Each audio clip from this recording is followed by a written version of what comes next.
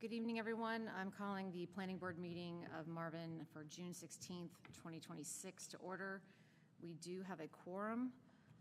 We are missing Marcus, Pollyanna, whom I've not met yet, and technically Kristen until we allow her to, we vote her in, correct? She's here, but we actually have to. Yes, you need to authorize me. Yeah. So we would like to consider allowing remote participation. If so, we would need to have a, need to have a motion. So moved. All right, all in favor? Aye. All right, so moved. All right, Kristen. All right, Thank you. we are going to adopt the agenda. I know there is one change that needs to be, we need to pull the Marvin School Road discussion and recommendation off of the agenda this evening. It's being deferred. So with that being removed, could we make a motion to adopt the agenda as amended? Don't be scared. Anyone can do it. All right. So moved. All right. So all in favor? Aye. All right. And Kristen, we'll need you to come off. I can see you, but if you could just come off when we vote, that'd be great. Thank you. You're very tiny. Oh, okay. Aye. All right, adoption of the previous minutes. I know I think Kristen and I were the only ones who were actually here. So Kristen, do you have any changes, comments, or questions? No, thank you. All right, if we can make a motion, I'll make a motion to adopt the previous minutes. All in favor? Aye. All right, so moved. And public comment, do we have anyone signed up for public comment? Yes. First up is Neil Caldwell, 1308 Larkridge Court. Let me get my timer pulled up here.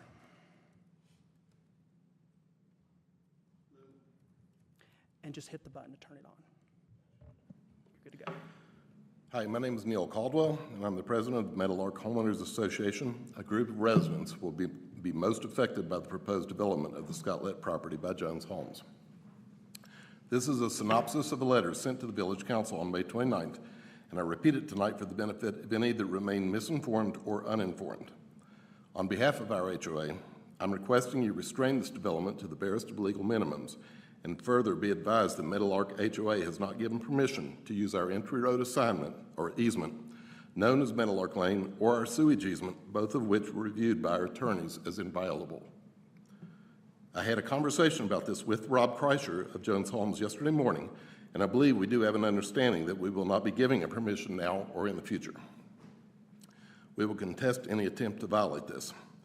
Part of our opposition lies in the potential for dumping 4 drivers per house upon a small road ending in an already overly busy roundabout. I just drove through that. Trust me, it's there. Partially due to the ill-planned heritage development and its obvious impact upon our already crowded community roads. Our private road was built in 1973 and has been maintained exclusively since then by and for the HOA of the Meadowlark Homeowners Association. If you recall a video game called Frogger from the early 80s, you understand already what it's like to enter the roundabout our road terminates in. People calculate timing to determine whether or not there's room to leap between other cars already traveling around this circumference. Obviously, it would be even worse if more than twice the current traffic began exiting Meadowlark Lane. We had this with the earlier intersection. We won't allow its return. And we, like most in Marvin, like it just the way it is. A majority of Marvin residents voted to give the current council a mandate to resist, if not remedy, some poorly thought out decisions because we in Meadowlark live with the fallout from before every day. I know families personally who have left Marvin and the Meadowlark Farms community specifically because of perceived lack of concern that Marvin is starting to resemble generic communities that most of us left when we moved here. And with that, I'll leave you with this question. When you cast a vote for or against this or any project, are residents currently living in Marvin uppermost in your minds? And if not, why not? And I don't know if I'm supposed to take questions now or just have a seat. Okay. Thank you. Please, you're not allowed to respond. The audience is not allowed to clap. If you do, we do have We have been asked to remove you or give you first a warning and then remove you, so please do not make us do that. Second up is Heidi Williamson, 1525 Crane Road. Hello. My name's Heidi Williamson, and I am here requesting that a cease of disturbance would stop, because oral history of our family states that there are our ancestral burial graves on the property right here at 9908 Newtown Road and 9904 Newtown Road. And so we're asking for a complete GPR study be done, just not on the store and the house, but we're also asking for it to be done in the wooded area as well. I am not allowed to respond, but I would like could you clarify what 9908 and 9904, what properties those are? It's right here where the The house. Marvin Grove development. The what? It's Marvin Grove, the Zepsa property. That's the property, thank you.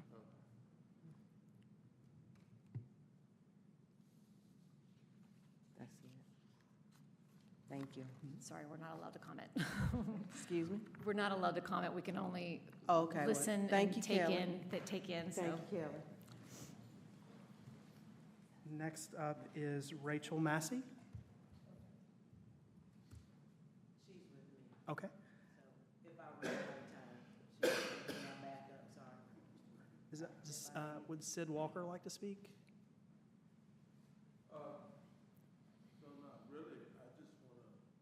If you do want to speak, I do need you to come up to the mic.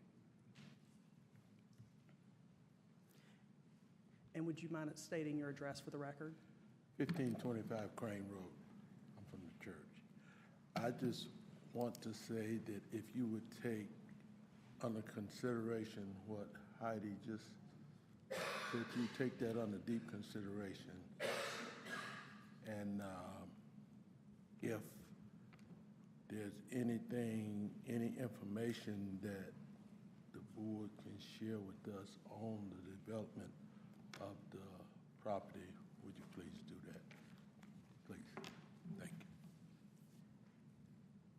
The next name I have is David, I can't make out the last name, I'm sorry. Would David like to speak? No. Okay. Then last up is Gary Rose, 1209 Larkridge Court.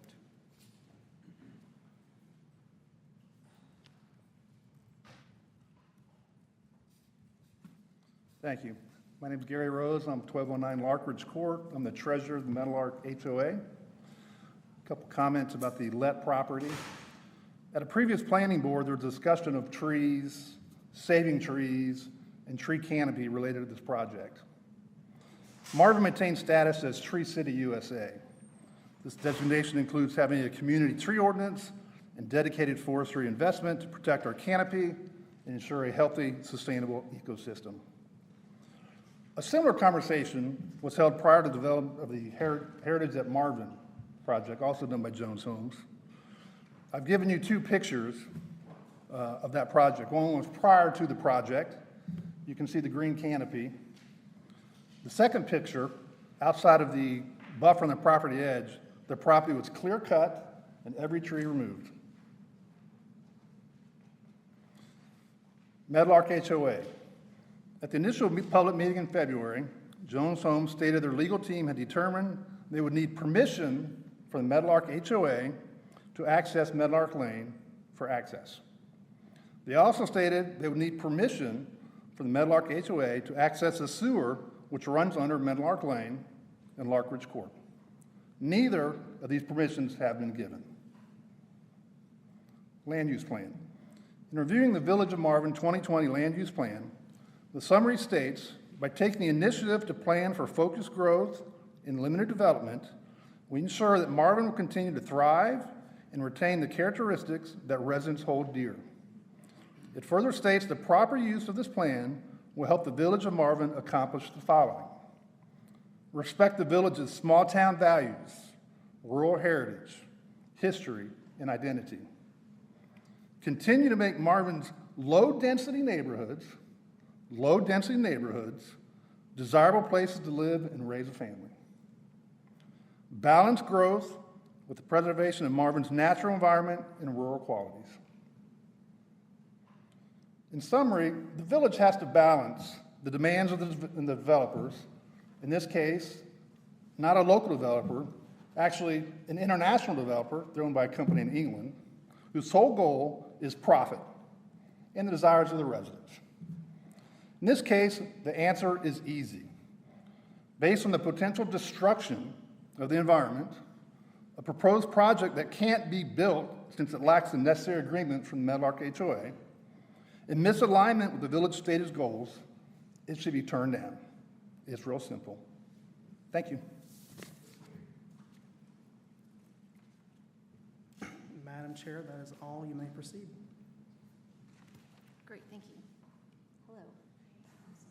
Okay. Is she in the right seat? Okay. If that's you, then you're good.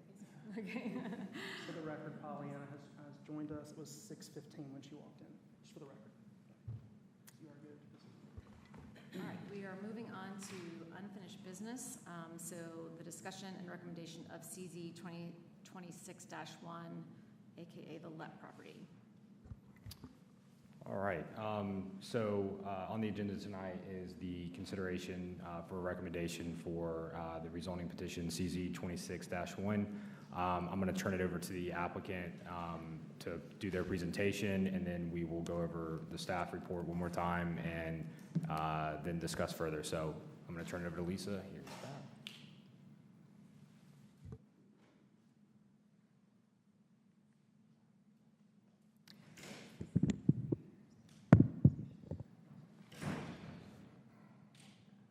All right. Good evening. Lisa Thompson, land use consultant with Moore & Van Allen. Happy to be here this evening on behalf of Jones Homes. Again, the original concept included 29 lots. The plan before you tonight has been reduced to 24 lots. In response to community input, lot widths, side setbacks have been increased, and the development notes require this to be a single-family detached housing product. Homes are clustered to preserve meaningful open space, retain the existing pond, and create greater separation between adjacent properties. More than half of the site is preserved as open space, which again aligns with the intent of the Heritage District. The plan provides enhanced buffers, including a 100-foot buffer to the south, a 70-foot buffer to the west, a 60-foot buffer along Meadowlark Lane, and this all requires 95% opaque screen. Regarding lot size and housing type, this proposal offers an alternative to the traditional 30,000 square foot lot that has been historically allowed by right in Marvin. Jones Homes brings proven experience in the local market and has a plan that preserves that low overall density of 1 unit per acre while providing a range of housing choices available to the community. In summary, the request reflects strengthened buffers, open space preservation, and housing options that's consistent with the broader goals of the land use plan. We respectfully request your recommendation of approval, and I'd be happy to answer any questions after staff's report and presentation.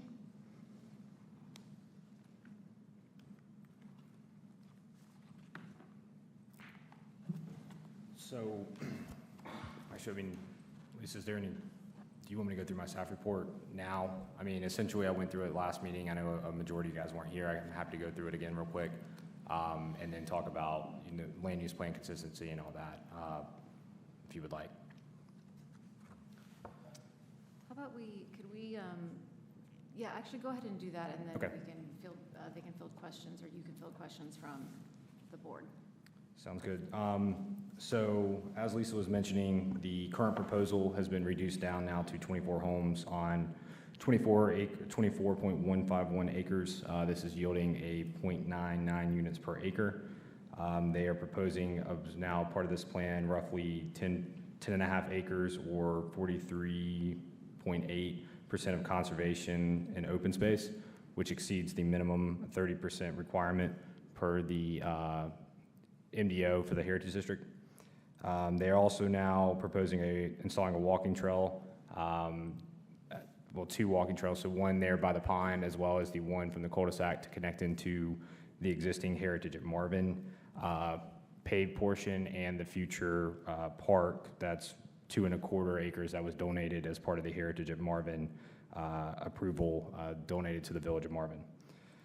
Let's see. This current plan, they have also exceeded or have proposed to go up from the 10,000 square foot lot minimum to a 12,000 square foot minimum. The proposed lots vary anywhere from 12,510 square feet to 23,603 square feet. So anywhere from about a third to a half of an acre. The lot widths were also increased from 70 feet, and these are minimums, so the minimum from 70 feet to 85 feet, as well as the side setback from a minimum of 5 feet to 12.5 feet, which would then allow or be a minimum of 25 feet of building separation. I also want to note that this would be the same product of home that is on the Heritage at Marvin. So therefore, with that minimum 25-foot separation, the wider lots, it also provides them opportunity on the proposed lots to kind of move the location of the homes, providing even greater kind of visual separation.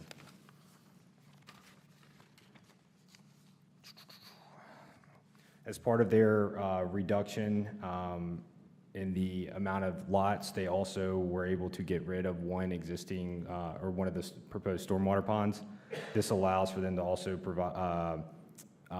preserve, I think it was 2 of the heritage trees that were in that location, on top of less total land disturbance as part of the site development. Let's see. Can I ask a quick question? Yeah. What we're looking at on the screen, is that the current proposed plan? Because you said they got rid of one of the 2 retention ponds? Yes, sir, that's correct. This is the current one, right? Yes, this is what's being proposed. I just want to make sure. Okay. So again, Lisa already kind of hit on the buffers, but it all exceeds the minimum. On top of that, if the vegetation does not provide a minimum of 95% opaque visual buffer, additional vegetation screen shall be installed as part of the site development. The part of the tree preservation, once again, they're proposing to disturb little as possible. That's kind of the intent of a more clustered type development. They're also proposing that no more than 50% of the buffer area shall be disturbed. And they're proposing a 1.53 acres of tree conservation area, which, like I said, that meets our requirement. And ultimately, this will be one of the least disturbed from a land disturbance standpoint if approved. From an access and road standpoint, currently what's being proposed is the access point there off of Meadowlark. Understood based off of some public comment and the previous meeting, they do, if that is unable to be obtained by the Meadowlark HOA or from whatever other means, they would still be allowed access there off of Newtown Road. So essentially where that cul-de-sac is, they would just basically stub the road out there, and that would solve the access question. Stormwater and drainage, once again, they're proposing that one stormwater pond there in the lower right portion of the property. Per the ordinance, once again, if approved, they would move forward with their engineer plans and provide the village with the hydro calculations to make sure that the stormwater detention to control the peak runoff from the 2, 10, 25, 50, and 100-year event. Once again, all that would be reviewed if approved as part of the engineering and construction document phase. And regarding water and sewer, once again, the property does have access to water at the off of Newtown Road. The sewer is being proposed to be tie into an existing manhole there off of Meadowlark Lane. Once again, based off some of the public comment, that would be on the applicant to obtain that easement. If they are unable to attain that easement, they can look at alternative solutions, which could be through other properties and/or would have to do septic. These lots are not large enough to do septic, so therefore, if the rezoning gets approved, they don't obtain an easement to get sewer to the Broadmoor pump station, Most likely, the project would just fall apart, and they would be back here in 2 years after their vesting period, doing a revised plan to allow for septic lots.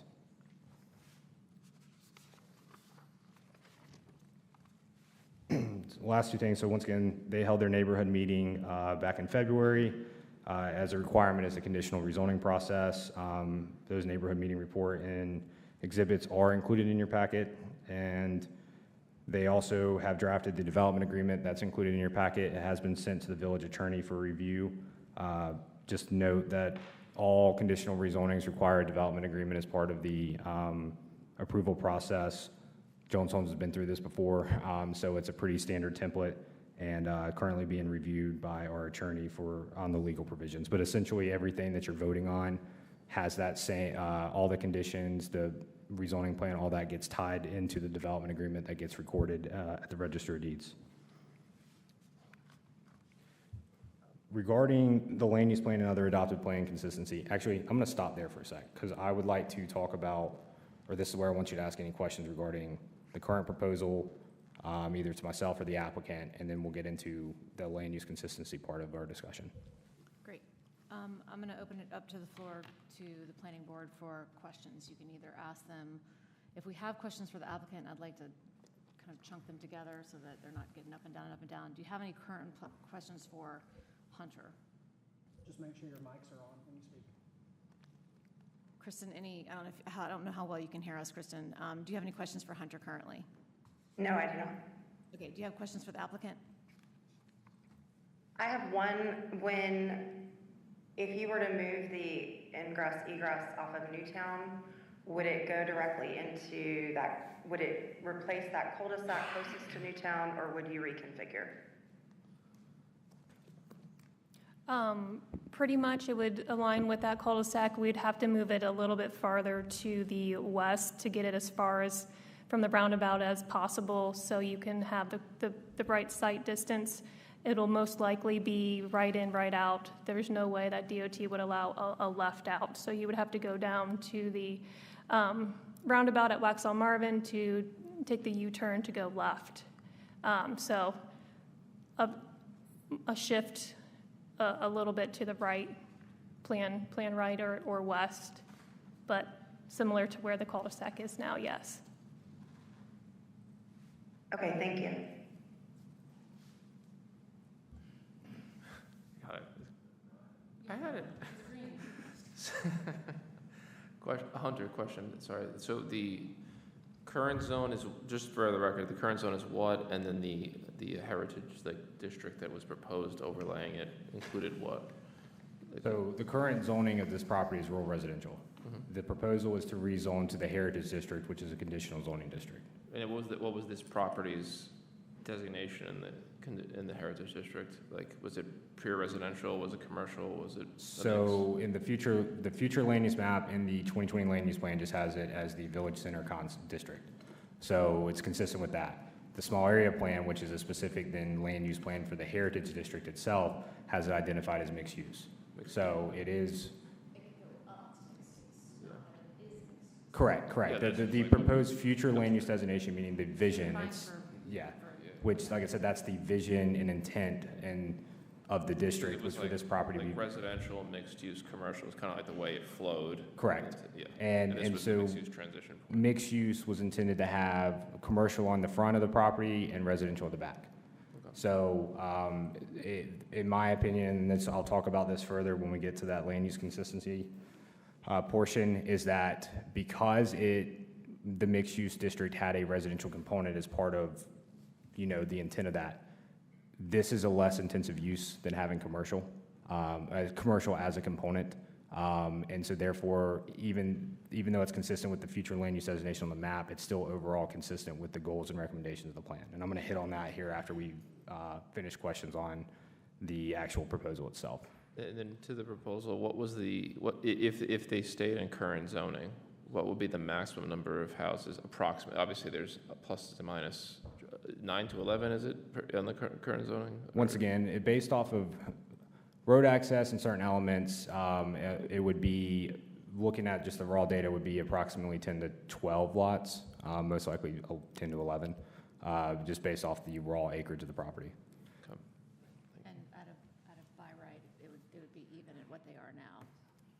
Yes. even though it's a conservation style. Yeah, they could, just, the lakes and stuff wouldn't be pursued necessarily, is what you're saying. Like the water, they could just build it, subdivide however they want by, right? Correct. Correct. But they wouldn't have access to that road unless they were given permission. They'd have to put another, Like I said, that's from our ordinance standpoint. If they came for a by right subdivision, our ordinance says that as long as it either has the lots all have access off of an approved public road or an existing approved private road. Regarding the legality of that access is not within the village's right to really kind of get into. That's a civil dispute between whoever owns the road or says they have access and vice versa. So, therefore, if they were to come to a by right plan, they would go through that process and they could legally then have a plat and have it subdivided. It would then be, like I said, on the owner of that road or adjoining property owners to, in a way, fight that in court. There's nothing legally I can say no on in that regard because of what our ordinance says. But it would still be a rezoning No. from rural residential to SFR. No, if they go rural residential and do a by right plan, that's what I'm saying. Sorry. So they're rural residential now. So a by right plan meaning of 10 to 11. Oh, sorry. Yeah. I was thinking SFR one, sorry. no, sorry. Because we were talking about the 24 acres. No, it's the other one, yeah. Kristen, do you have a question? Yeah, I had a quick question. I thought that rural residential, Hunter, if you could clarify, was 2.5 acres, which would be slightly over 9, which would mean they would need to keep it at 9, either duplexes or duets, or So- 9 homes. So there is a provision in the ordinance, it's Article 14, that does allow that the minimum lot size be reduced 10%, so it could be all the way down to 2.25. Not saying that it would get approved, but if they justify reasonableness in that, it's a staff administrative approval to do that. And we discussed that as part of the MDO process. I think Kelly, if you recall, there was discussion about, you asked me how much, and I said, look, I wanted to keep it as minimum as possible, but 10% was reasonable. And it's partly to make up for any type of accommodations of existing sites where they don't have to necessarily go through the variance process. So I'm not saying it would get approved at 2.25, but they do, that's why I always tell everybody in any of these situations, worst case scenario, think of it as a minimum of 2.25 acres as a minimum lot size. So it's be about 10 lots. Okay, I know, I appreciate the clarification, thank you. So but that's a staff approval at 2.25? Correct. It's not, no votes required by anyone to get down to that level of subdivision? No. Okay. It's part of the Article 14 flexible development standards. Other questions? And I know we have 3 new members with us tonight, and we have had a lot more meetings on this than the rest of you guys, so please feel free to ask questions, because you will be voting tonight, so.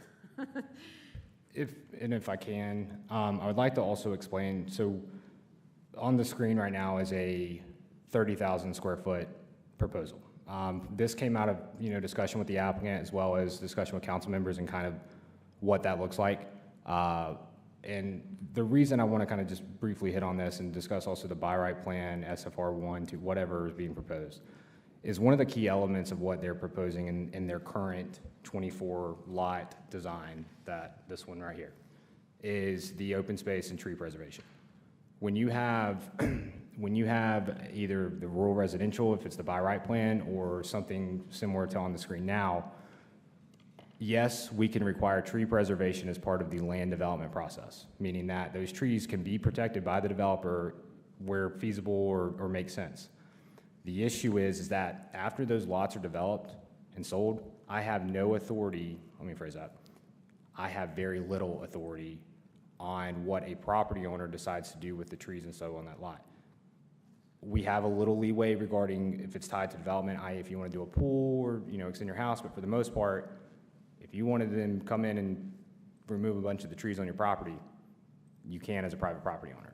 And that's because the state statute does not allow us unless it's really tied to development. So I want to explain that just because when we look at this, like, once again, let's take the access out of this. I'm just showing the difference between lot coverage there versus the trees and stuff that would be protected as part of the conservation land and open space of this proposal. We do value tree protection, and this is, Keith O'Haron, the Union County Urban Forester, has said this, and I will, we need to put it in writing, I would be happy to get him to do so, is when he looks at developments, he would rather the land be preserved, meaning that not touched at all, than try to focus on individual tree preservation. So in this instance, when you're limiting the amount of disturbance by clustering these lots, you're preserving those trees and preserving the topsoil and all that, where it lets those trees thrive over time as well. So, sorry, I just need some clarification. What guarantee do we have that, sorry, what guarantee do we have that they don't go with this plan versus the other plan? So this is once again, a visual. If this is something that the planning board or the council thinks is a better development proposal for this plan, or sorry, for this property, they would essentially have to resubmit rezoning, because at this proposal, and this is, let me just clarify, this is also conceptual. Obviously, they put this together based off of feedback that was received. We had, some small group council discussion last week. This was put together by their team pretty quick. It's not saying that this would be exactly what would be proposed. It's just showing a conceptual layout of 30,000 square foot minimum size lots, which is about 3/4 of an acre, which aligns with our conservation subdivision requirements in the previous ordinance. So the majority of existing subdivisions in Marvin are developed under this. With that being said, if this is more in line or with the council planning board, therefore they would just have to resubmit essentially to a different zoning district, most likely either SFR 1 or 2, still be a conditional zoning, and it would be a site-specific plan just like this. So I'm sorry, I said that wrong. The drawing that has all the trees on it, that one. One, how do we guarantee that they preserve the lake at the size it is? How do we guarantee that the trees stay? How do we do all that? And I mean, just by saying yes, I mean, doesn't guarantee, right? So how do we stop this from the same developer happening again? So in this instance, yes. This is a conditional zoning, so it's a site-specific plan. So therefore, the actual kind of detail, is it on this one? So I'd have to pull up, like in the rezoning actual submittal plans in your packet that has like the rezoning sheets. That's the rezoning plan that, if approved, is binding, meaning that what you see is what you get, in short. So the pond would remain, those trees would then be protected, and all of that becomes a binding as part of their approval. I just wanted to, can you go back to the other one for a second? This one? So I feel like this is a little like, I don't know, squirrely to put in here, because this entire new version, which looks much worse than the other one, obviously, would require the same vote and approval that the other one would require. This isn't a by right use, it's an alternative plan that Correct. looks much worse. Correct. Essentially, it's like, hey, we could do the thing that you're voting for right now, or voting against right now. Or we could propose a new thing that looks worse than the thing you're voting for or might do right now. So, like, no, hold on. So it's, the concern I have is like this conceptual drawing, it's like, yeah, we could put in 20, it's the same number of homes, right, 24? We can do 24 homes and clear cut the property, or we can do 24 homes and not clear cut the property. But in reality, and if you can clarify, Hunter, either of those proposals would require us to vote to approve it, because the most they could conceivably fit on the property right now is 12 homes.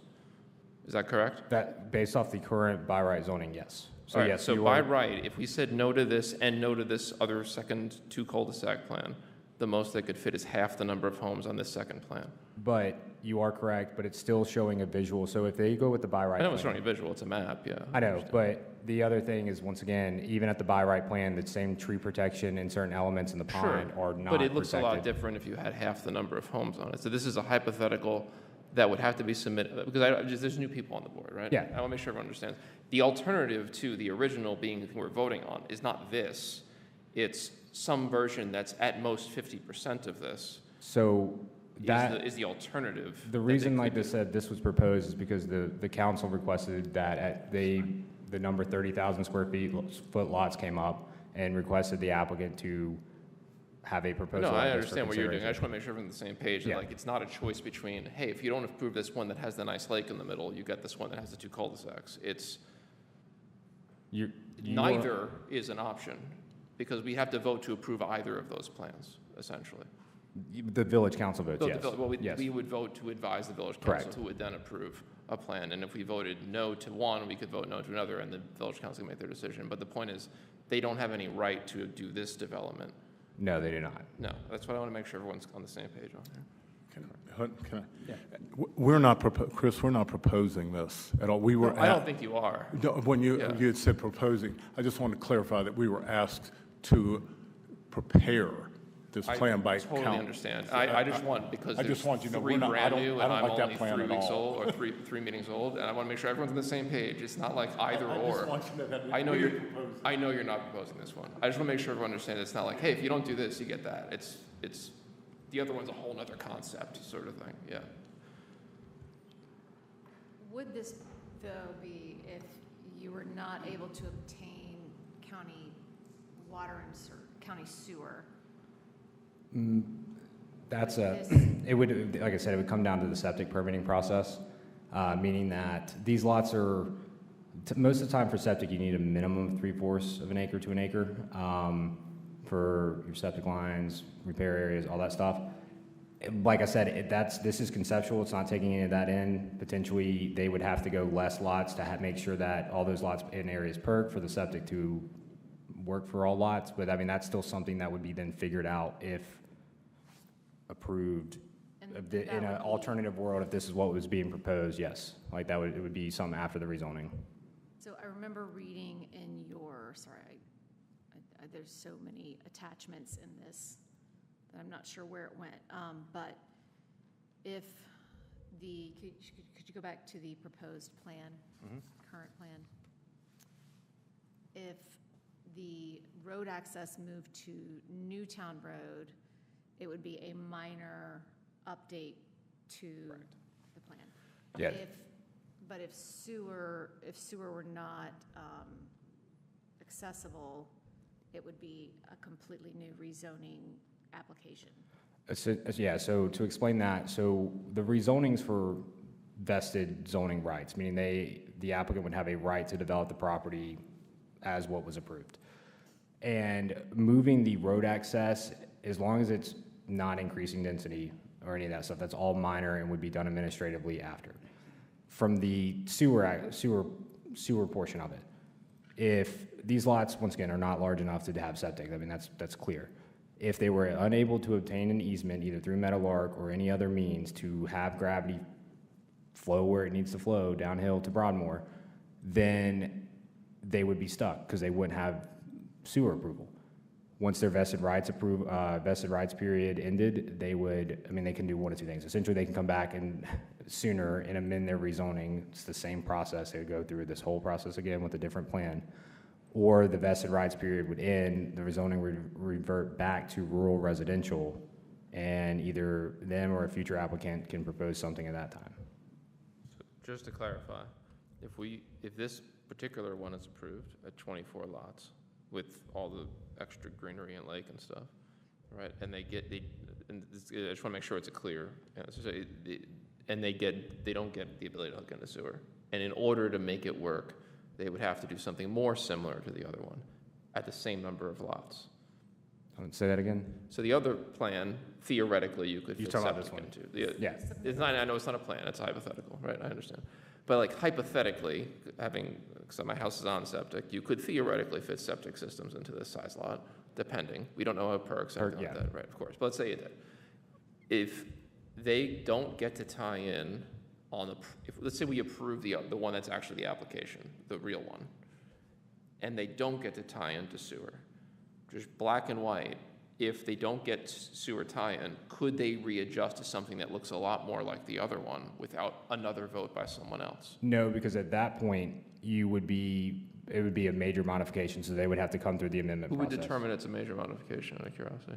I mean, I'm telling you right now, it definitely. You're just saying, you're like Yeah, professional opinion. because Okay. they would be changing the open space that they were proposing, the tree The protection, the ratios. buffer. They would be changing a lot more than anything that would be allowed under the minor modification process. Okay. Minor modification essentially would be like, I can't allow them to have more density. So for example, if this got approved and they were able to squeeze in one more lot, I can't do that from a minor modification. But if they needed to relocate the road and if they potentially lost a lot, and they're down to 23, that would still all be under the minor modification Okay. process. That makes sense.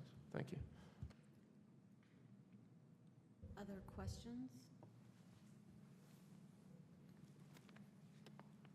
Okay. So- Could you do me one favor? Yep. I have not made it all the way through, because there's a lot of information here. I've not made it all the way through the development agreement. What are the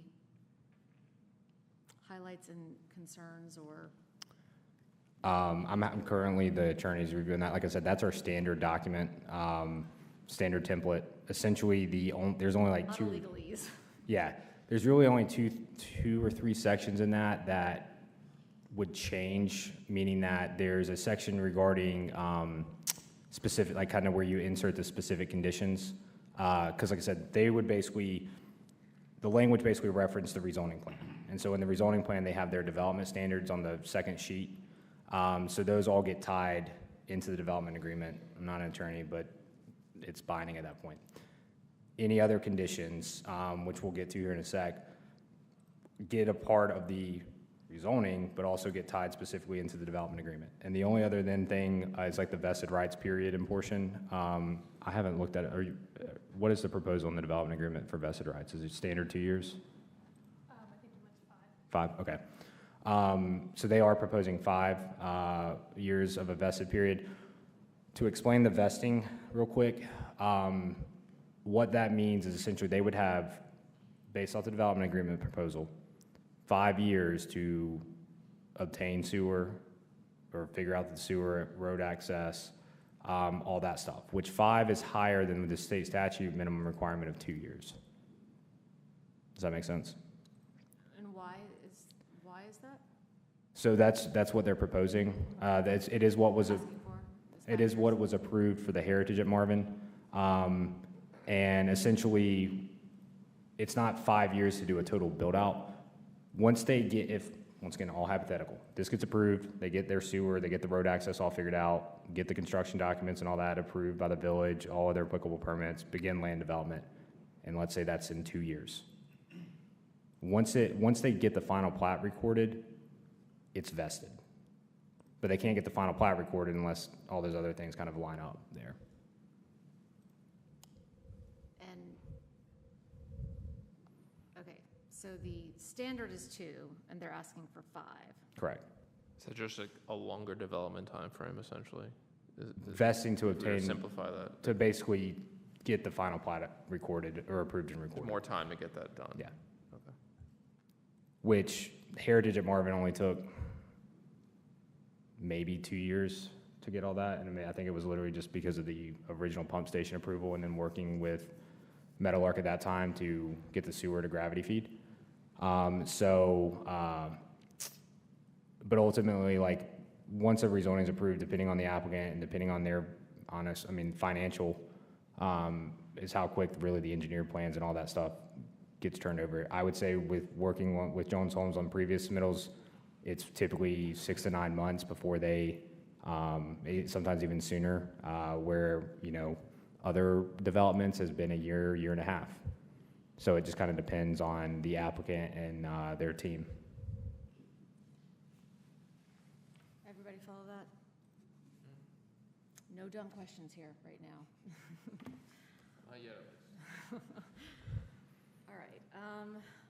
All right, anyone have anything else before, because we do need to move this to a vote? And I do want to talk about the land use consistencies itself real quick. Yes, sorry, I thought we'd So- already done that.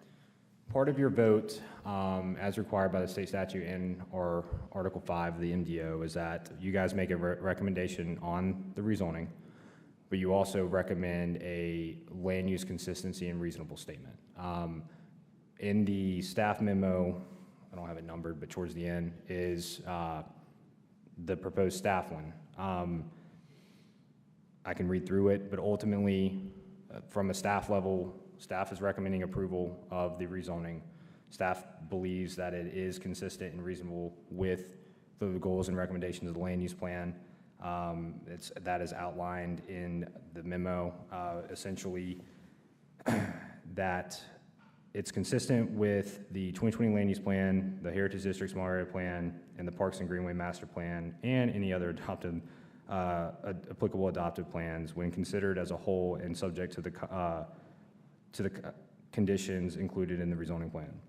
The rezoning is deemed reasonable and in the public interest because it will facilitate carrying out the goals of the plan through each of the following: providing residential development within the Marvin Heritage District in a manner that supports the district's long-term vision as a walkable, identifiable village center area and promotes Marvin's heritage; establishing a residential land use pattern that serves as an appropriate transition between existing residential neighborhoods and the broader Heritage District area; limiting the proposed development to up to 24 single-family detached dwelling units on approximately 24.15 acres, thereby maintaining a scale and intensity that is compatible with the surrounding area and traditional Marvin single-family neighborhoods.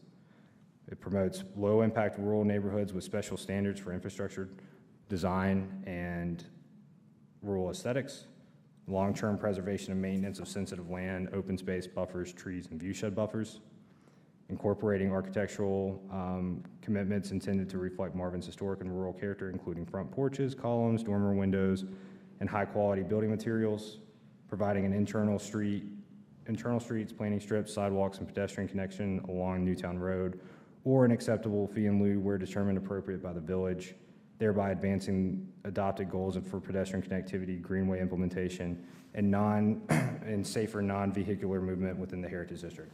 And then promoting the public health, safety, and general welfare by allowing orderly and compatible development of property within the Heritage District while addressing transportation, pedestrian connectivity, neighborhood compatibility, buffering, tree protection, and environmental consideration. So that's, to clarify, staff goes through, once again, and we're kind of doing the same thing currently, those adopted plans, looks at the goals and recommendations and weighs if this plan is consistent with this.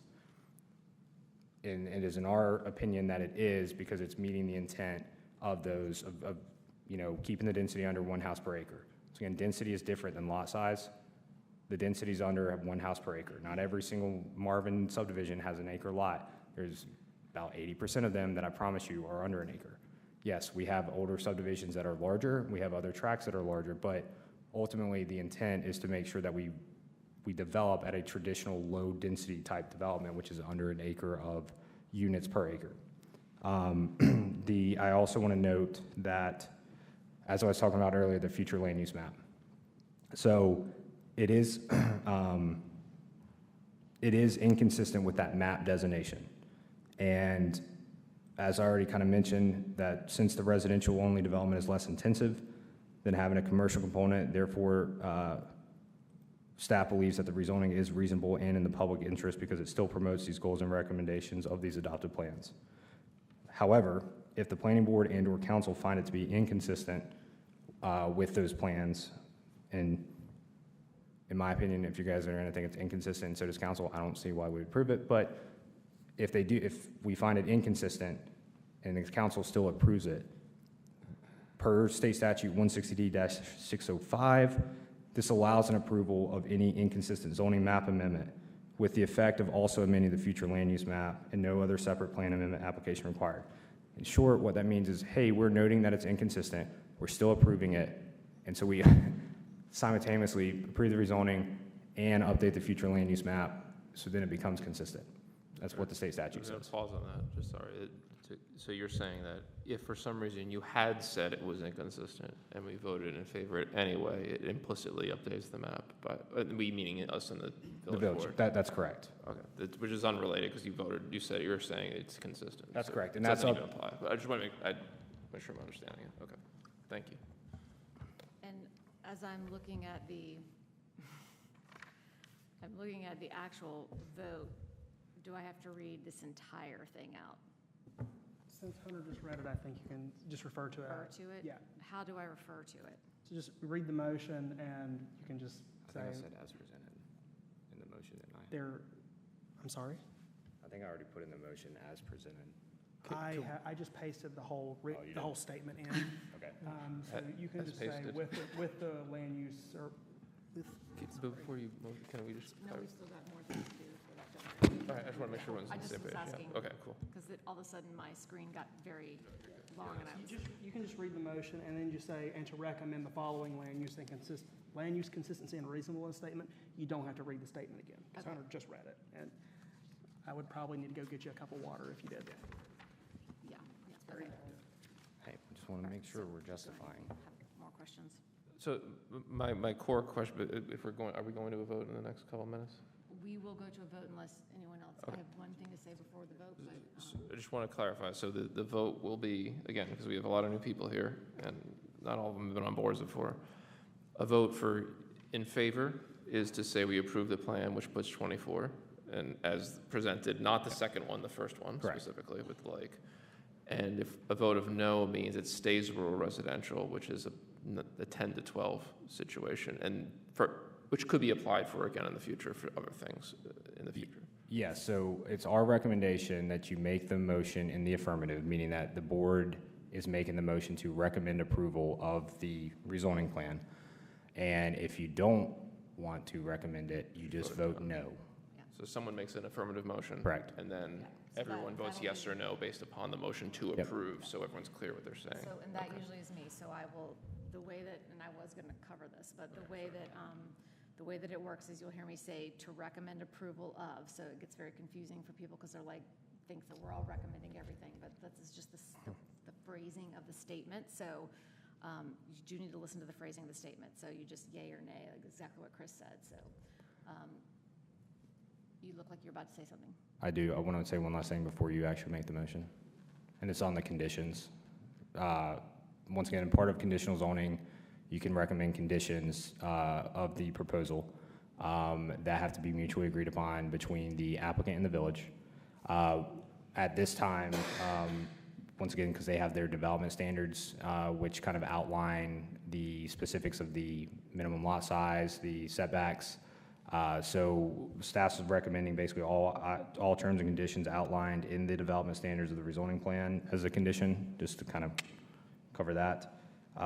The only other condition that staff has came up with is that for the CCNRs for the development shall be reviewed and approved prior to the land development permit. However, if there are any other conditions that planning board would like to recommend, now would be the time to do so. But they have to be mutually agreed upon. You can still recommend them. I mean, and Rob's here if we want to discuss it out, but ultimately, Could you please provide our new folks with an example of what those conditions could be? And I'm adding those conditions to the motion. so Remove all the, the other stuff. for example, and I do not know if this is in development standard, so that we may want to just specify on this as a condition, is one of the, during previous meetings, it was discussed that as part of this approval, if approved, Jones Homes would work with Meadowlark's HOA about landscape and screening along Meadowlark Lane regarding coming in with some understory trees to make sure that opacity and stuff is met, which once again, is covered by the opacity requirement, but that could be a condition. It's a condition, that's not the best example because it's a third party and the applicant, and so but like we can still have it in there as somewhat enforceable in that sense. Does that? Okay, I thought that was one that was kind of already semi-agreed to. It has been. I'm saying that we may want to just specify that as a condition. I understand that this isn't an either-or, and it's a rezoning, I understand that, but if it does not pass, if we don't approve or make that recommendation, are we literally stuck with the other, I mean, is there something already approved in here that this is, okay? No, I mean, outside, if this rezoning does not get approved by the village council, like I said, they have a by right option, which I said raw numbers looks at 10 to 11, 12, I mean, most likely 10 to 11. 2 to a quarter to 2.5 acre more major subdivision, which all that's administrative, which they could do that right now. Or they would then come back and submit a different rezoning plan if that's like conceptual of the one that was shown on the screen earlier or some type of other configuration. The applicant or any future applicant would just come and submit at that time and it'd go through the same process.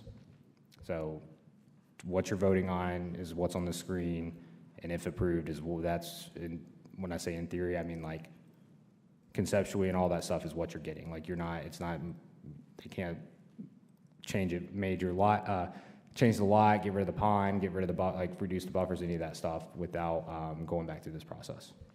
So I have updated your motion again to add the additional conditions that were in the staff memo. If you guys have any other ones, this is the time.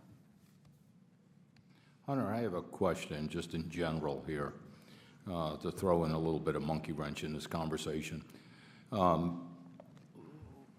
In terms of land use consistency, okay? I've been on a different subject. I've been, obviously, as we all have heard, about the controversy about data centers, and whether they're accepted in a community or not. I would assume somebody who would want to put a data center in would have some sort of consistency with the land use plan. In other words, they wouldn't do it willy-nilly. They're actually coming in and presenting it. And, then there's the public sentiment that says, no, we don't want this in our backyard. So you've got the HOA of Meadowlark that is saying, we don't want this, okay? Where is there a conflict in them making a vote between what the sentiment of a community is that's close by versus what the rights would be of a developer coming in and putting in what is consistent? In other words, when does it teeter-totter one way or the other? So, let me see, I'll figure it out. Yeah, it is a yes and no. No, I mean, one, the rezoning process, specifically the conditional rezoning process, we have the neighborhood meeting, we have these meetings, and we're trying to promote the public engagement. The public engagement portion of that, of having adjoining property owners, other residents and stuff come and learn about the proposal as well as voice their concerns. From a staff level in that standpoint, we hear we don't want it, all that stuff. Ultimately, my job is just to make sure whatever your biggest concerns are hopefully somewhat addressed before it gets to council for a final vote. And so that's where, that's how we've gotten from 29 to 24. That's how some of the buffers and open space and certain trees have been protected now as part of that proposal, is because we've heard that feedback throughout. And this is kind of now the final version of that. With your example of data centers, would be something kind of similar. I mean, it would, as of right now, would have to go through a rezoning. If the state statute changed, it's a little different. And that also kind of gets me to the state statutes in general. We've had this conversation multiple times, and it's something that from a staff level and following the legislative tracking, there's a lot of bills being proposed, not saying they're going to get approved, not saying the current draft of those bills being proposed at the state level are going to get approved, but there is a lot of push to really strip back certain land use decision-making that municipalities have in regards to residential development. There's ones that are proposed right now that's like a fast-tracking one that if a residential development's not approved within 60, 90 days, it's automatically approved. And it sucks because I don't think that version of the bill is what's going to get approved by the state, but I think something's going to happen. And we're sitting here kind of looking at a proposal in front of us now, and yes, conceptually, if we don't approve it, or the village does not, village council votes to not approve the rezoning, I do have fear over time that we're going to lose some of that authority, and I'm not saying because of us, but I'm saying just in general with what's happening at the state, that it's going to take away that decision-making that we may have in the future in regards to residential development. And so, it's a tough spot. I've been following this for 3 or 4 years. The council has adopted many resolutions opposing bills. There's certain bills that obviously have fallen through, but I mean, you look at the downzoning one that occurred, last year during that took it away. And that would have made the rural residential district not possible if we didn't adopt the MDO 3 months before that.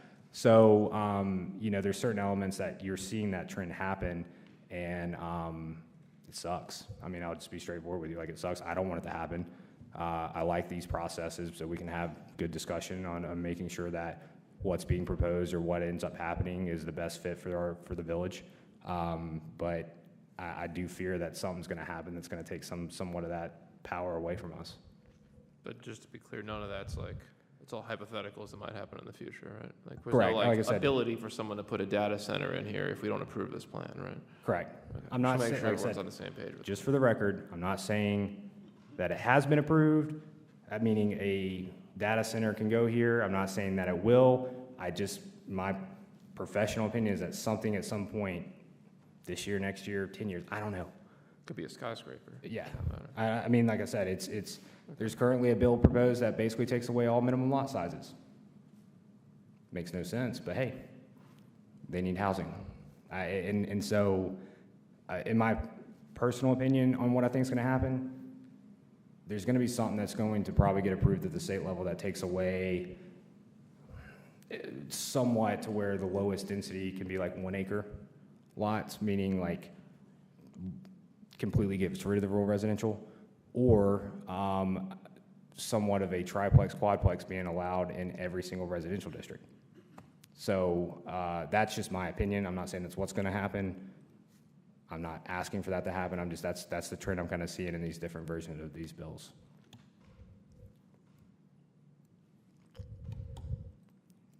Conditions. Anyone got them? Anyone got anything else they want to add? I did think the one about consulting with the Farms at Meadowlark about the tree canopy for Meadowlark was already in there. It's not in the development standards, is it? What was that?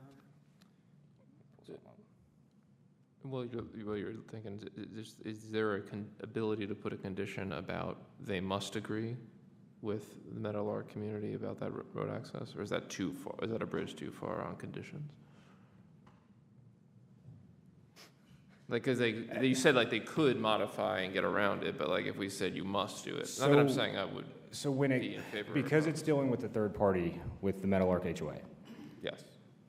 I am going to say that it's very hard to say that they must, because then you're having a third party that could say no just because, once again, they don't want the development to happen, and then they're in violation of their conditional zoning.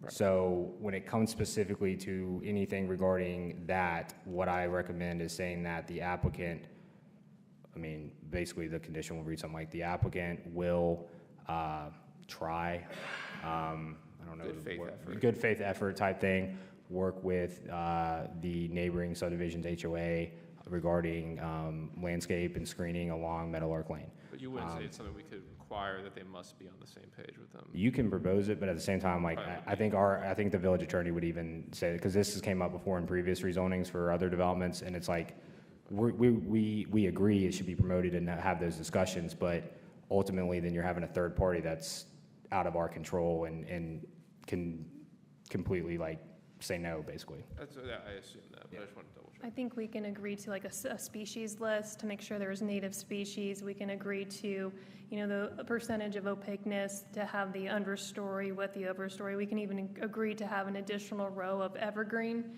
behind where they're grading for the lots. So there's specific standards we can add. We just can't give that third party power.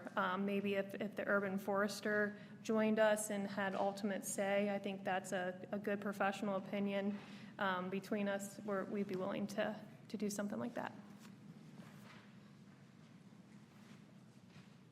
So we're doing a bit of wordsmithing here. Any other conditions?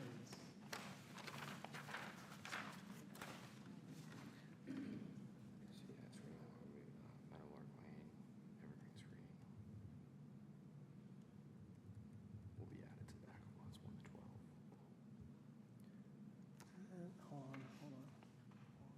And just for clarity, because my memory is poor, it was more about the opaqueness and the opaqueness between the backs of the homes and the road. So that is in the Not develop. necessarily canopy, because I know that we did talk about, there are some wisteria that are like, So that is in the Like development trees or standards something. where it's, which once again, the development standards are binding if approved, so it acts like a condition specifically already. It says, If the zoning administrator reasonably determines that existing vegetation does not provide a minimum of 95%. Okay, wait. If, Mumbles, can you Yeah. go back again, please? if the zoning administrator, which would be me, reasonably determines that existing vegetation does not provide a minimum of 95% opaqueness, additional vegetation screen shall be installed by the petitioner.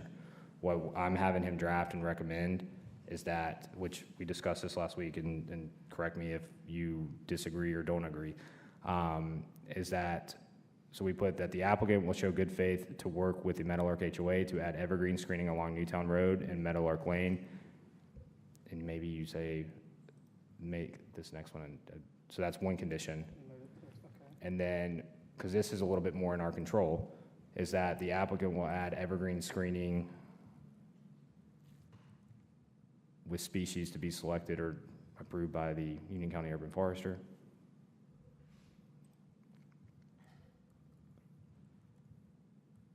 At the back of the lots 1 through 12, which are the lots that abut Meadowlark, the buffer in Meadowlark Lane, because they would be able to add screening at the back of those lots if the proposal would get approved. Is that reasonable and good? Okay. So that's something we can then hold them accountable to, that they will add that additional screening on the back of those proposed lots. Yeah. Yep. I'm updating that. Take a look, refresh your page, your system, keep it updates, and then let me know if you want any more conditions added. So you're up to 4 now.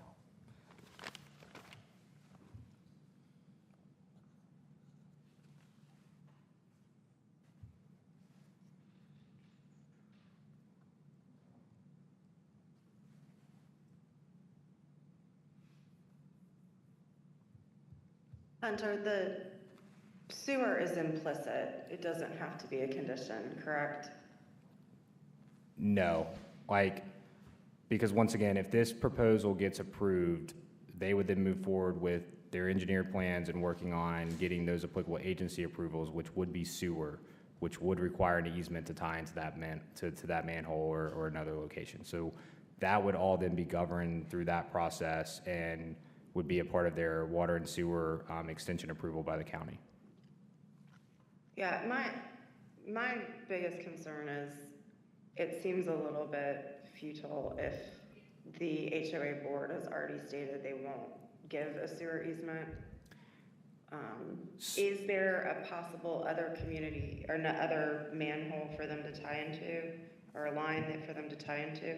I can't say for a certain, and that's why I don't That's why I advise, once again, that process, if approved, will play itself out. This is similar to what happened on the Heritage at Marvin, because they originally proposed a pump station.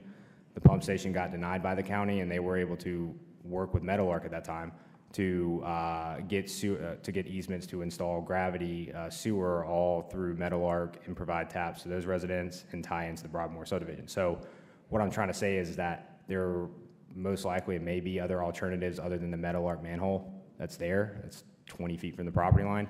But I can't say for a certain, and that would be something on the applicant to then determine and figure out as part of their, that engineering process phase.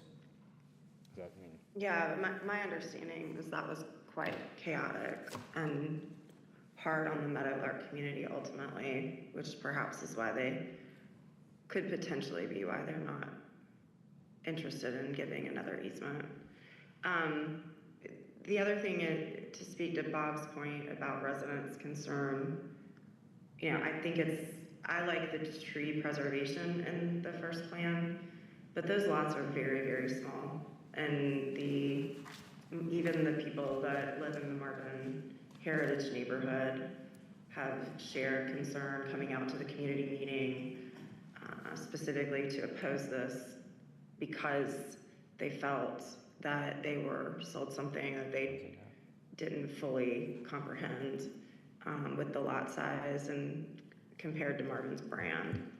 Yep, So, just to clarify, no one at the meeting spoke directly against the lot size or widths or the setbacks. They came specifically for a trail connection.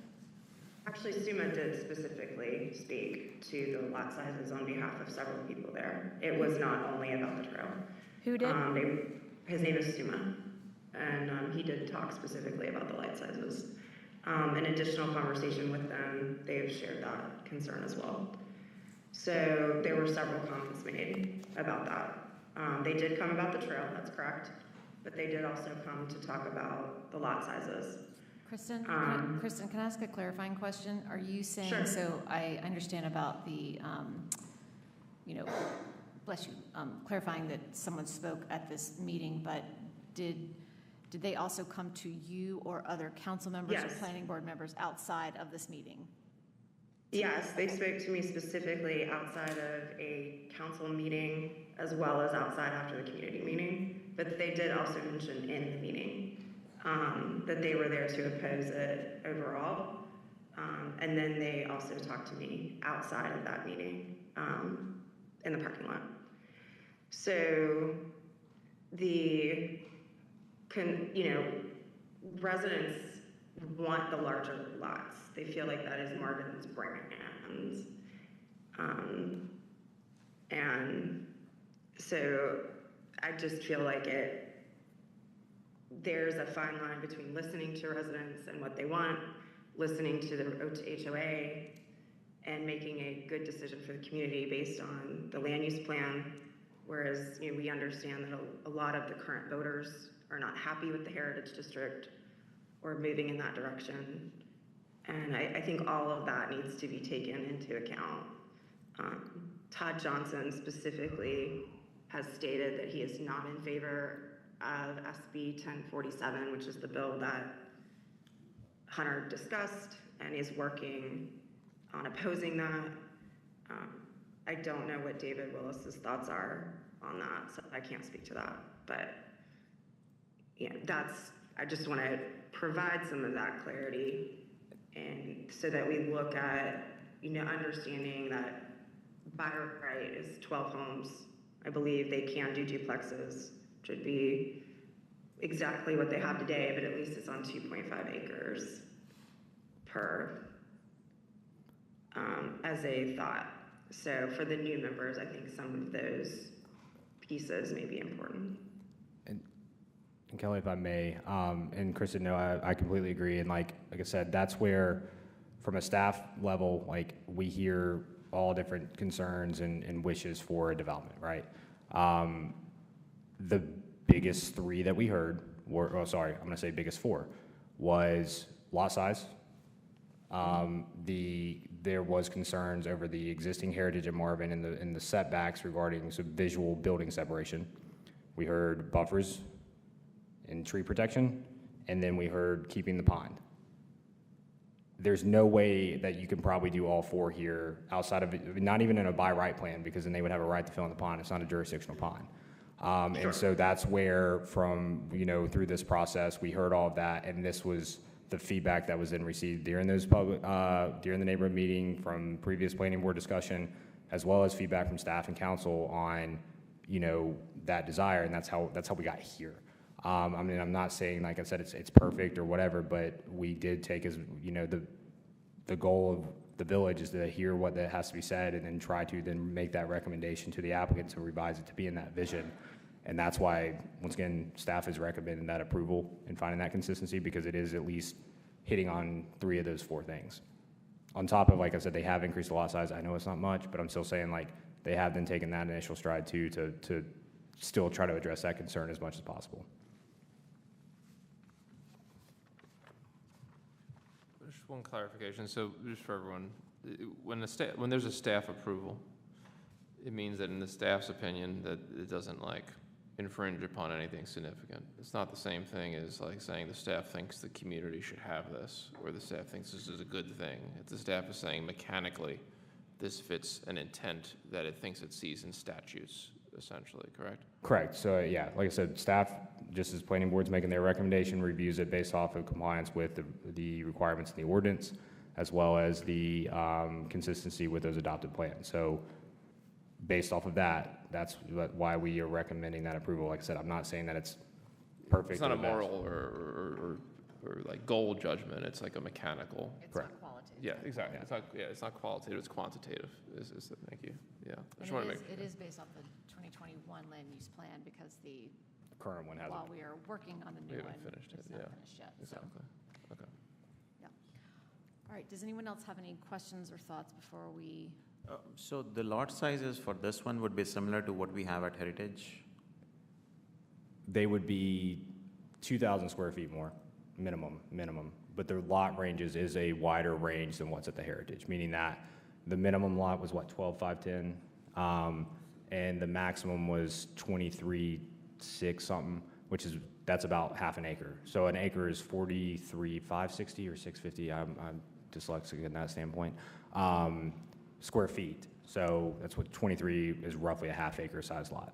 And like the distance between the two homes would be Greater. still as narrow as, No, greater, because the side setback for the existing Heritage is 5 feet, So meaning, can you give him an estimated, could you give him an estimated feet between the two homes? so in the existing Heritage at Marvin subdivision, the minimum setback there is 5 feet, meaning at a minimum, it is 10 feet of building separation. Because of the way that development lines up, most of them are anywhere from 10 to probably 12 feet apart. They're proposing as part of this specific rezoning that the minimum side setback for this development be 12 and a half feet, meaning that you would have a minimum of 25 feet in between the home sites. On top of the minimum lot size in the existing is 70 feet. So essentially this is a 60, think of like the building pad as a 60-foot wide building pad in the existing one. It's the same product that they're proposing from a house standpoint.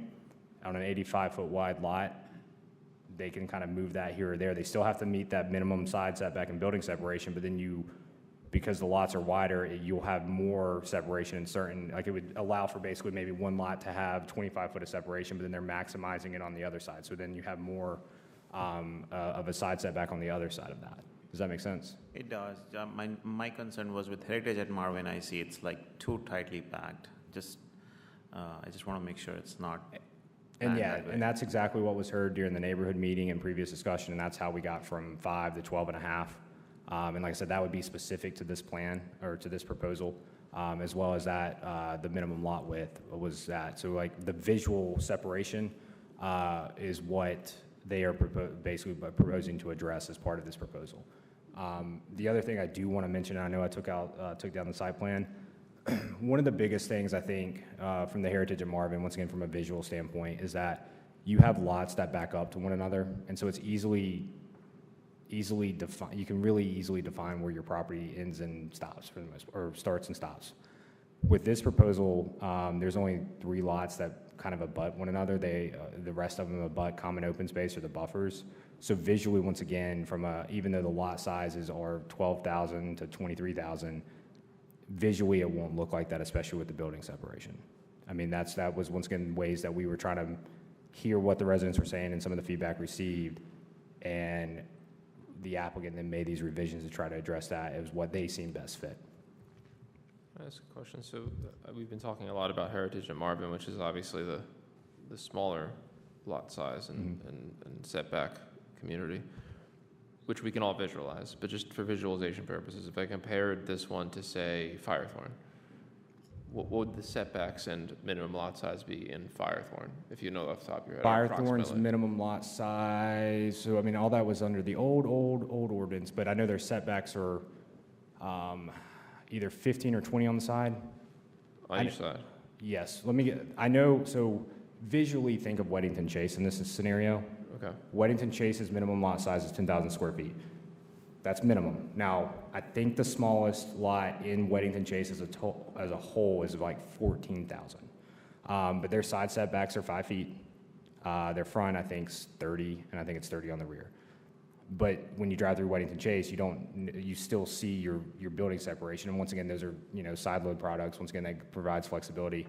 I'm going to use the Preserve. Preserve's a minimum of 30,000 square feet, but then there's language in our old ordinance that said 30,000 square feet, but 30% of the lots could be under 30,000, but never less than 25,000. I hope that makes sense because it was really confusing under the old ordinance too. But essentially, 30% of the lots of a subdivision could be 25,000, between 25,000 is a lot minimum, and the rest were 30,000. That's where that whole 30,000 lot concept came up, because that was in line with the conservation subdivision of our old zoning ordinance. So, but their front setback, I believe, is 50, and it's either 40 or 50 on the rear, and I think it's 15 or 20 on the side. So like at Weddington Chase, for example, has 15 or 20 on either side between the houses, which makes like between 30 and 40 between the houses? No, Weddington Chase is 5 feet minimum. So it's very similar from a minimum. So I misunderstood what you were saying then. So Weddington Chase, Yeah. from what was originally approved for Weddington Chase, their minimum lot sizes and setbacks align with the heritage of Marvin. Now that visually they're not the same, but the separation, like I said, I don't know from every without, and I think it's Came from other factors, essentially. yeah. So essentially, with a 5-foot side setback minimum, like I said, the heritage was at basically a minimum. They met the minimum requirements, and a lot of those homes are that 10-foot separation. And that's just because of the way that the characteristics of the lot design, their product, and what the ordinance allowed. And so with the same product on larger lots, bigger or wider lots, and a larger setback, you're going to have a more traditional kind of Marvin feel in that separation between structures. But like, so the minimum, maybe I misspoke. When we drive through the neighborhood, the average actual setback of these neighborhoods, like first, like I get, like maybe they were approved at a minimum, they went above the minimum.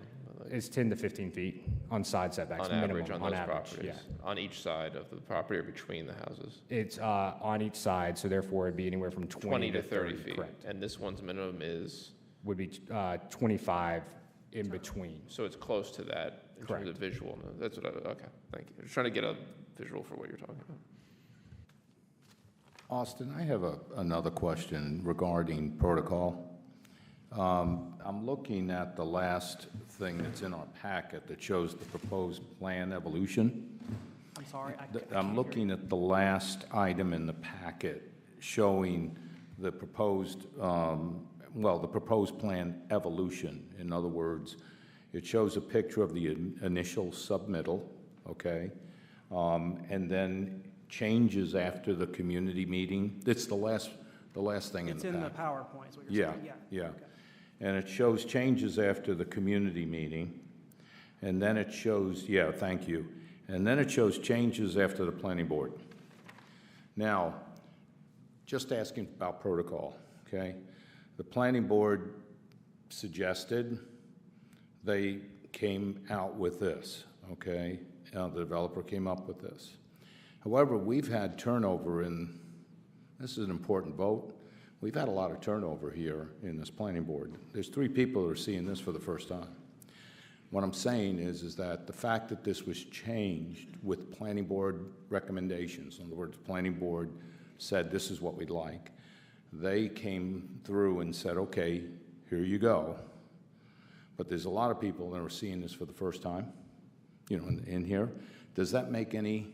Are you asking if it resets the clock? No, not necessarily. I'm just saying is that. I don't understand what you're actually asking. My question would be, is the fact that protocol, okay, the new folks are seeing this probably for the first time. In other words, what was changed from the previous planning board.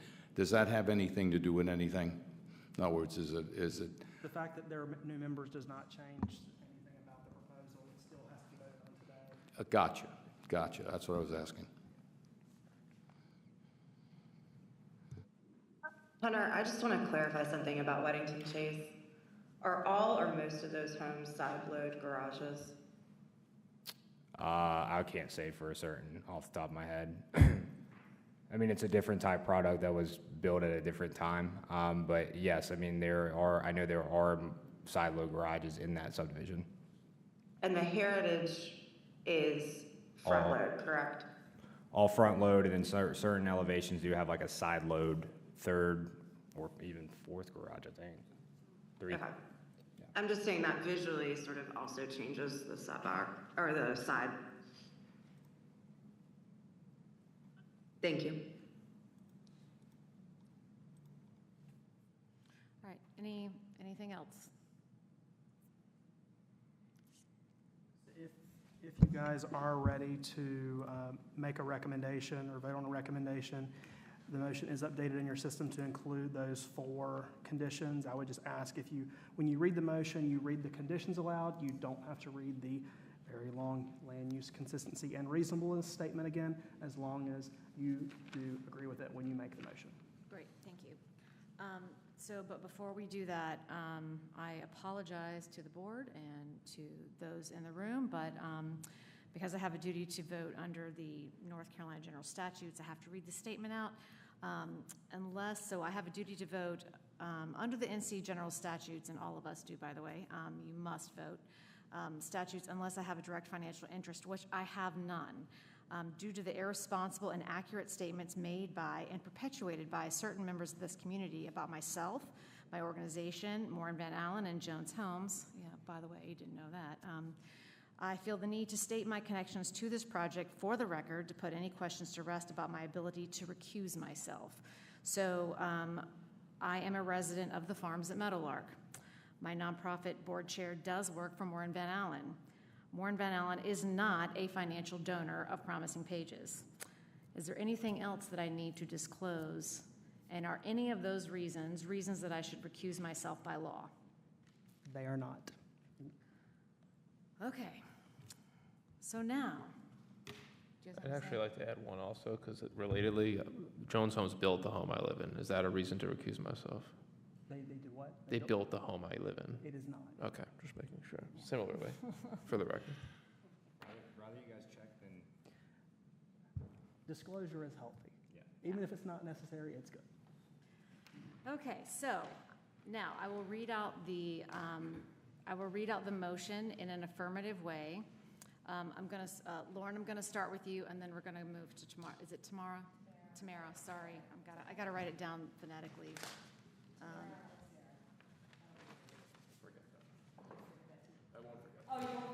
It's Kelly like belly, or jelly, so. Okay, so the vote on the table is to recommend approval of CZ-2026-1 with the following additional conditions and recommend the land use consistency and reasonableness statement, which was read by Hunter earlier. So the additional conditions, all terms and conditions outlined in the development standards of rezoning plan. CCRs for the development shall be reviewed and approved prior to a land development permit. The applicant will show good faith to work with the Meadowlark HOA to add evergreen screening along Newtown Road and Meadowlark Lane. And the fourth is the applicant will add evergreen screening with species to be determined by the Union County Urban Forester to the back lots of 1 through 12. So as we go around, all you need to say is yay or nay that you recommend. Kelly, are you making that motion? Sorry? Are you making the motion? Well, I have to read it, so I guess I am making the motion. So Kelly's making the I'm motion. not going to torture anyone else with having to read that, so. All right, so Lauren, can we start with you first, please? Yay or nay to? Kristen. Sorry, God, I don't know why I said that. I was about to say, who's Lauren? I know, I don't know who Lauren is. I think I was just, yeah, anyway, Kristen, sorry, my dear. Nay. All right, Tamara. Is everyone's mics on? Make sure your mics are on when you speak. I'll say, yeah, please. Nay. Pollyanna, nay. Nay. Nay. All right, and I am a nay as well. And so if you could submit your vote. The recommendation does not pass. But just for clarification, this does still go to the village council for consideration. It will just be noted in the staff report and during the presentation that it did not, a motion to recommend did not pass. So therefore, planning board does not recommend approval. But this will be considered by the village council in their July 12th meeting. Yes, and we are, again, an advisory. July 13th, sorry, July 13th. Thank you. Thank you.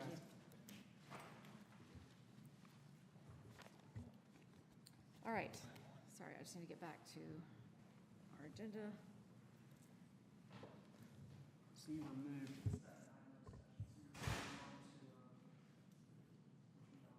I just have to keep scrolling because of all of the. All right, so we don't have new business. So we're going on to planner's report. All right, Hunter. All right, just an update. So once again, the rezoning that was deferred tonight will be on your July agenda. For clarification, since the applicant deferred, it kind of stops that 60-day clock for clarification. So it's not, you guys do not have to make a recommendation at the next meeting if you're not ready. And so they essentially asked to defer because they have to make they did make a revision to the site plan to go from 12 to 10 lots. But they did have some other site plan, I guess, changes that they wanted to make prior to, coming to you and to make sure they have all that information that make sure they have questions, all the answers to all the questions from the previous board meeting. So that'll be on your July agenda. Any questions on that? I have I know Chris was on the planning board, but not here at the last meeting, and for our new folks, do they have access to previous meeting information in eScribe so that they could? Chris would, I don't know if your new board members would necessarily, I honestly. I just want to make sure when the next vote comes, that they have the opportunity to look at what has come before, the comments and everything, so. They can, the minutes will have somewhat of that discussion. And in the agenda packet tonight still should have all the attachments from that as well. Okay, so just for clarification, you guys, if you take a look at the minutes for last month's meeting, in tonight's packet, you should get information about.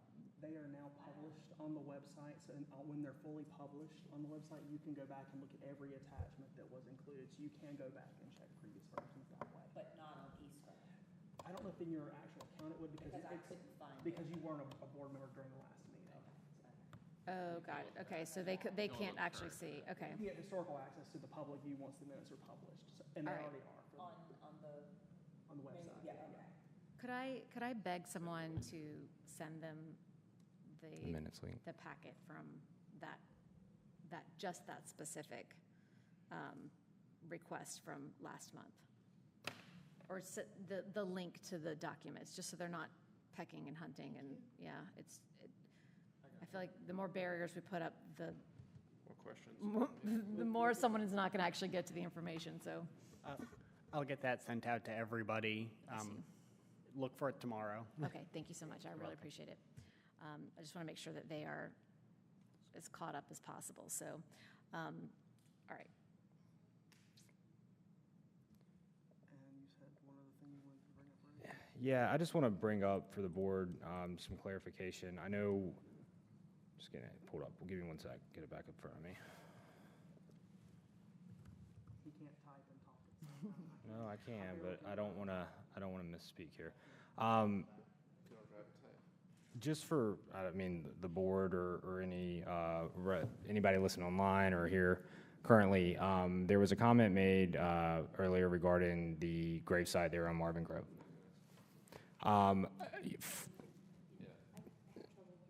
I said, so there was a public comment made earlier regarding a potential gravesite on the Marvin Grove development, which is the Zepsa property. Once again, the village is aware of those comments and have reached out to Army Corps, to the state archaeological office, as well as SHPO, which is State Historic Preservation Office. And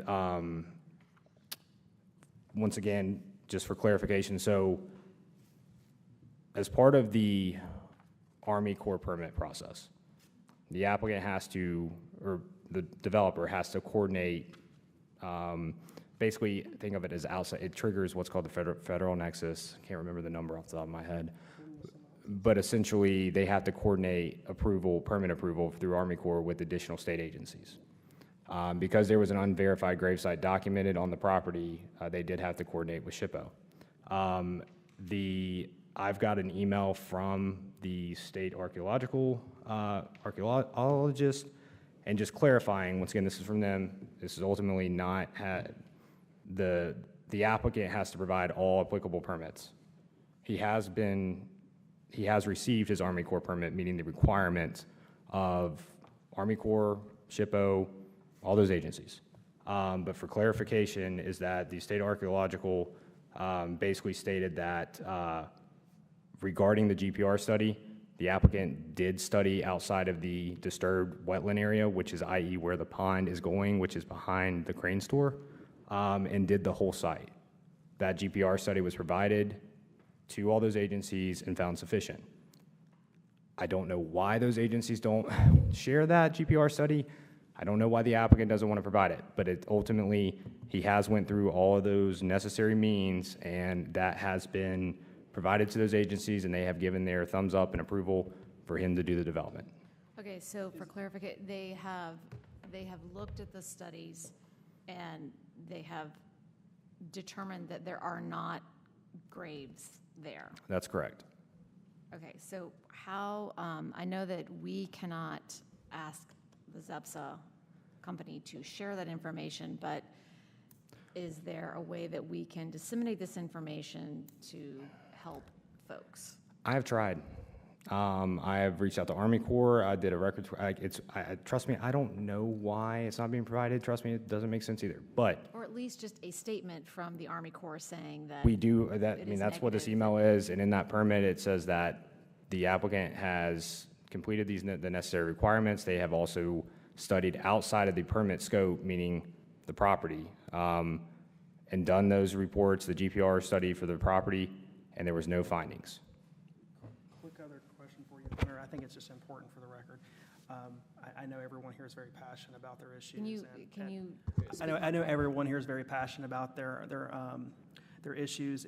Is, to my understanding, and correct me if I'm wrong, is there anything in this board's jurisdiction they could do about this? I don't think that there is, but. That was my question. No, and there's not even anything in the village's jurisdiction that we can do at this point because. Never anything in the Correct. village's district that we could do. Because essentially, that's, once again, you have other processes in place.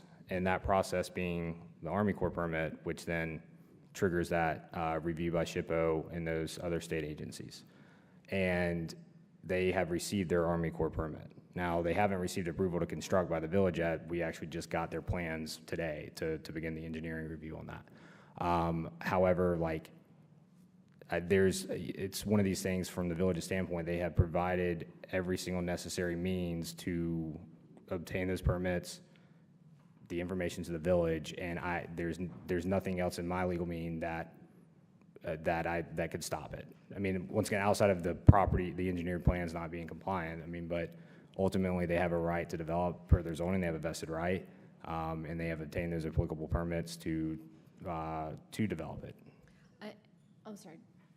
Can I just state really quickly, I believe what I understood from a previous conversation that we've had is that they've done the studies, but if for some reason the studies were incorrect, they missed something, technology failed, whatever reason, they actually do find something when they start to disrupt ground, everything stops and they pull in an archaeologist. They have to tell the state, and then everything stops, and then the state comes in and actually brings in archaeologists and That's correct. Right, It's explicitly outlined in the state statute that in any scenario, if you were digging in your backyard and you find human remains, you stop. You actually, I think, reach out to the sheriff's department, which then would coordinate with any of those applicable agencies. But essentially, like, yes, there is a process in place for that. I don't know if it's a felony, but for the most part, like, there is a process in place if that does occur, yes. did that in? Oh, okay. And last thing, no one is wrong to ever bring an issue before the board that's not in the board's jurisdiction, because one crucial role that we all play here is to listen to when someone's upset about something, if something's important. So even if there is nothing that we can do at a staff level, at a board level, we still show the respect by listening. One question I had, I'm sorry, this is a federal, like, Army Corps of Engineers thing, like, that's accessible to, like, a federal FOIA if we wanted to try, if one of individuals on the board or individuals wanted to try to get more details, like, there's public records laws that allow access. This isn't like a secret document, it's just SEPSA's not sharing it. That is correct. And like I said, the village did a public records request to Army Corps to get, okay. yes. And so all the correspondence is clear that this study was completed. The Army Corps or SHPO gave a concurrence letter to Army Could Corps. the village publish that information out? Like, could we share that with folks? So that we got the records, that they're public records? I now mean, that we are- could, but at the same time, like, it's, Austin can probably speak on this on a public records request standpoint. It's a lot of the emails that are scanned in, and then you have like the permit, so it's like, it's hard to follow. Could you forward me a copy of it, please? Yeah. Thank you. We can do that. If we were going to publish anything like that, my recommendation would it be on an agenda as an information-only item. That's what, sort of yeah, a I would say public exactly, that's what I was disclosure. thinking, yeah. I don't know if anyone's ever done a federal record request before, but you often get dozens or hundreds of pages that are just completely blacked out. I don't know if that would be, I don't know if that would be this case, but I asked it's about the often, aliens, often, and that's often what I got, very, you know, often so. very hard to read documents that you can try to make readable, but it's still hard to scan. I It's still think, hard to follow and along. I don't know if I'm just feeling the vibe here, but it's like, I think it's very frustrating to have people, especially when it's your heritage and it's your people, right? Mm-hmm. Like, the potential of your people being disturbed in any way is just above and beyond just planning and disturbing ground, right? So, but it's very difficult when we're hearing this, and like, I know when I was hearing it, there was nothing that we could do, but like, you know, all planning board members don't know that. The public doesn't necessarily know that. So it's, and I do remember seeing something about the council established something to like be able to respond to public comment. We don't have that. I don't necessarily know if that's something that we do need, but it might be something that we discuss. We just never know what we're going to hear, and so we're not prepared to discuss or to respond. So That was just- actually going to be my request, like, I think we control, I would imagine, the agenda to some degree. If there's an I agree completely, not a back and forth with someone who's doing public comment, but maybe a pause after public comment where we could, because I don't like the idea that people have to sit for 45 minutes to do an unrelated thing for us to address a specific concern, and we go the chance to like comment post-public comment. I do think that I think it's a bit dangerous to address their concerns, because Right, we are exactly. not necessarily, not a you know, back and we do forth, not yeah. necessarily know what we're talking about, so. Just to provide a little more context, normally the council doesn't respond to comments made at the same meeting. They do it Obviously, the next. obviously, that's up to the individual council members. What's on the agenda is to respond to the one from the previous meeting. Often, we encourage people, we encourage boards to not respond in the moment, because it can be easy to say something in the moment and be incorrect. If there is an in-depth topic, it gives us time as staff to go and do research to make sure that we know what we're talking about before a statement's made, because it's much easier to do research than it is to get something wrong and then to come back and try to correct it But later. there's nothing preventing a board member from like doing like a point of order and like asking something. We after it, usually, right? what I've normally done in the past, because things have come up, and like, for instance, Kristen did a public comment before she was on the planning board, and I wanted to understand and know more about because I didn't know what she was talking about. So at the very end of each meeting, we do have, Your like, board member comments. we have board member comments. That's one place that you could do it. There are also just some spots within the agenda that we can just say, hey, would you mind giving us more information about, you know, like when I just stopped Like and said, this can you just issue to- clarify what this is, because I don't even know. The issue brought up today in public comment, it's one that we've heard before. It's one that staff's already did a lot of research on in the past. So that's the case where we felt confident in being able to respond today, but there could easily be something where you guys might want to respond in the moment. We don't know enough in the moment, and we would prefer you wait, so it gives us time to at least do research. Yeah, but it is absolutely reasonable for any of us to, ask you're the like question. the man on the outside, like, you're so far away. I just want to go and like move your name tag so you can come closer, but so I do think it's absolutely reasonable if you hear something in public comment, please, you know, ask for additional information, ask for clarification, whatever it is that can help you. And it may be something that we can comment on later. It might not be anything that we have any control over, but knowledge is power. And It can simply be during your comments, you say, we would like to know more about this, and then that gives us enough direction to go into research. So to that point, you suggested possibly publishing what you've requested from, or we received from the federal government and the other agencies as like an addendum for informational purposes on the subsequent board agenda? I would probably put it on a council agenda. Or council agenda. Information only, something like Yeah, that. It's just, at least it's in the packet, it's been published, it's out there. That would be, I don't know if there's a vote on that, it would be good if the people could at least see what, because it's a mechanical process to do a FOIA and learn what people say. Like, Yeah, no, I mean, it's one of those things, like I said, like, the reason I just want to address it tonight is like, I mean, trust me, I've heard it, and I wanted to make sure that we, as the village, were doing everything to ensure the necessary and proper processes were being followed. It's just out of mine and the village's control at this point, and I don't really know how to then, like I said, address that, fix that, but. Hunter, I have a question, and they may not be willing to do it, but I think it's worth the ask, because when you have people that are talking like the descendants are, and I have not spoken to them directly, but I have seen interviews where they talk about multiple graves and field stones on that site, and how they used to walk there, they used to, different grandmothers of theirs and relatives talked about their relatives buried there. It's sad. It concerns you for those people. Is it, and I think that that's something that I appreciate everybody on the board validating. Is it possible to ask SEPSA, although they legally are not required to provide it to the village, and they're legal, they've gotten all their permits, in good faith, could they provide it to the descendants? Just to show them that, and alleviate those concerns, that where they're building has this.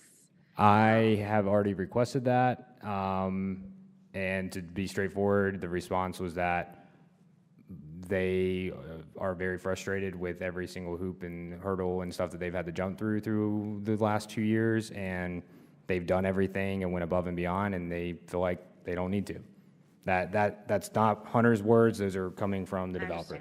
I will make that request again, but ultimately, that was one of the first things I did. I promise. I was like, hey, can you send this to me? Can the family request it from the Army Well, Corps of Engineers? right, like not to us, but could they send it directly to the families? Because it's none of our business. No, it's I mean, their yes. I business. mean, they can make that request. And like I said, even with the Army Corps, I talked with Amber Lipsky, who's our coordinator here out of the Charlotte office, and she's the one that basically advised me to do a public records request when I got the public records request back, because my public records request specifically said it all the approved permit, all correspondence and applicable documentation for approval of the 404 permit by U.S. Army Corps.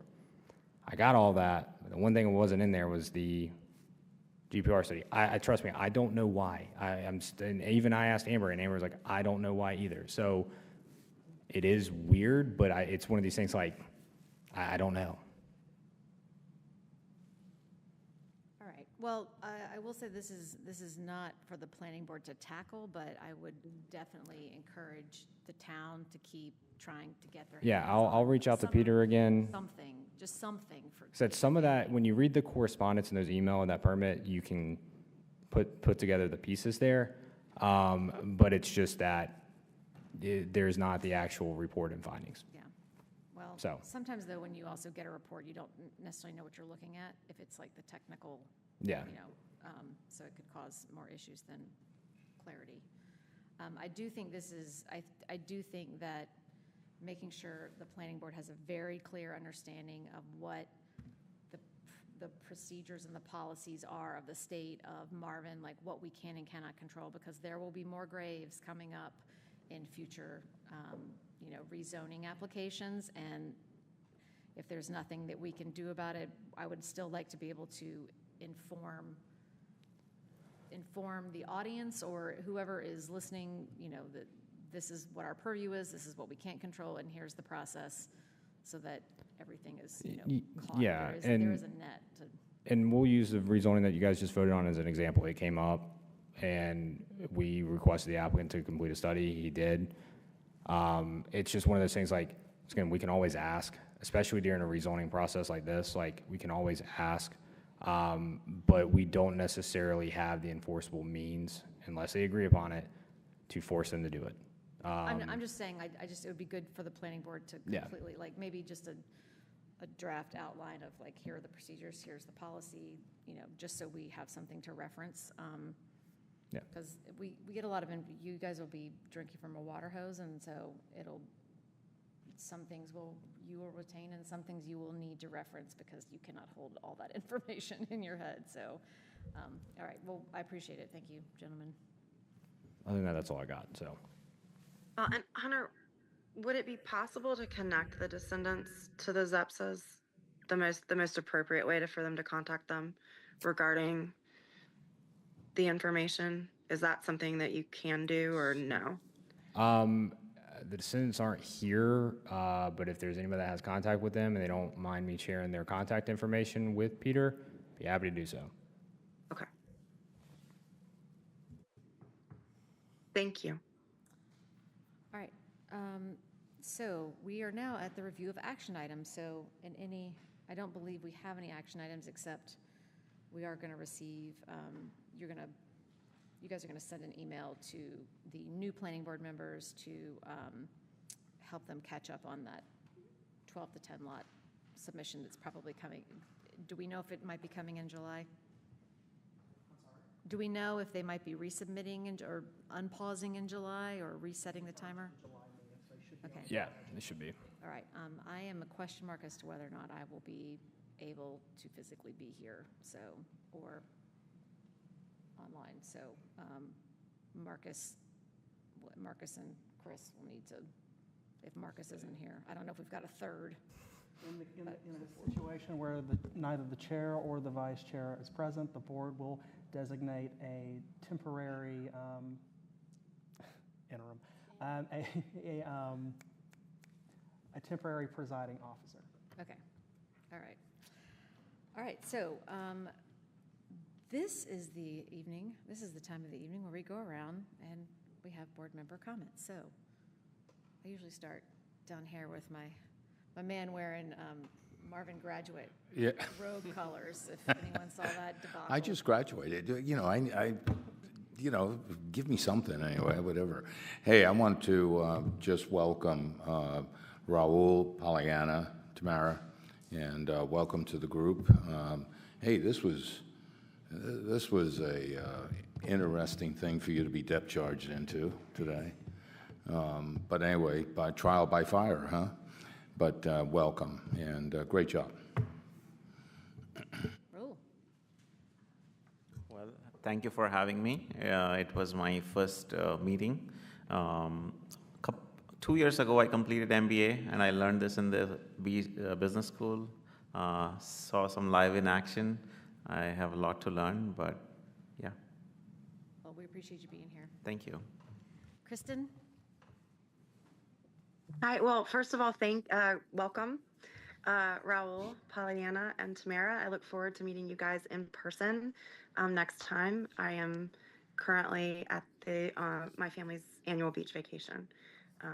So unfortunately, I couldn't be there in person. The second piece that I feel the need to share with the board, I'm not sure that everyone is aware, but after our last meeting, there was a situation where I received an email from a resident, CCing council and several staff members. And then the following day, a fraudulent email using a cyber crime tactic or cyber identity theft tactic of mimicry, where they take the first part of an email address but use a different @ for example, Gmail or Yahoo or Hotmail.com, was sending and corresponding with that resident. And then they used a technique called threading, where they forward it back, and the resident forwarded it back, and it then became a back and forth conversation with council and staff on copy, although it was not me. So the moment that it happened, I immediately notified council. I contacted the FBI, the DOJ, and the UCSO. There is a police report currently being investigated by Officer May. He spoke about it at the last council meeting. And I believe he was working with the DA to determine next steps and whether or not they could obtain a search warrant from Google regarding it. But I wanted to let everyone know that if you receive an email from me, please let's double check the contact list and make sure that it is the correct email address. Because I do not know if Google has shut down that account yet, though it has been requested and was submitted to them as fraud, and they are working on that request. Good Lord. I'm sorry that happened to you, Kristen. Thank you. We're working through it. That is one thing that you guys will hopefully never have to experience, but there are times myself and some others have had some unfortunate, things are said about you that are untrue, things are spread about you that are untrue. While it's your person, sometimes some of us are very tough about our persons, but then when things get said about other things that we care about, there have been council members that have had their children talked about. So, it is unfortunate that in this day and age, we're just trying to volunteer and do what's right for our community and, what we think is right. And then other individuals have enough time on their hands that they want to try and tear you down. So I would say that if you ever get anything and like someone emails you or, please alert the staff immediately. Sometimes there are things that you can do legally, but then sometimes because we have a slightly higher bar than a normal citizen, it's a little bit harder to prove in court. It's just I can't even believe I'm saying this. We've never had problems until this year. Planning board members have never had problems like this until this year, until certain people.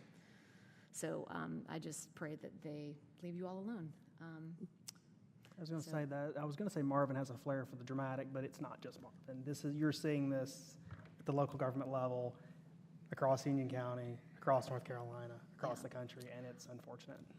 Based on what Kristen is currently experiencing, are there any recommendations from staff on, I know we get emails from you, Austin, so are there any recommendations of like how to protect ourselves and? Not really. The best thing you can do is just really pay attention to the emails you get in, the emails you receive. If it looks weird, even slightly, don't question it. There are letters in the Cyrillic alphabet that look very much like Latin characters. So it's not something that is super, super common, and I'm hoping it doesn't become common in Marvin, but just be careful like you would with any emails you receive. We've started recommending that board members create a separate email address just to use for planning board. Keeps your personal away from your village and your business emails. It makes record requests easier if you get any that apply to you. Fortunately, most of those don't really apply to planning board. They're mostly focused on council and staff. Again, any weird emails, let me know. Yeah, that's what I'm here for. Well, I'm sorry those were my board comments tonight. I'm sorry that you guys had to come into a planning board that is already feeling some of these effects. So, but I am happy to meet all of you, and I'm excited to work with you. And Marcus who was not here tonight. He'll be joining us hopefully next week.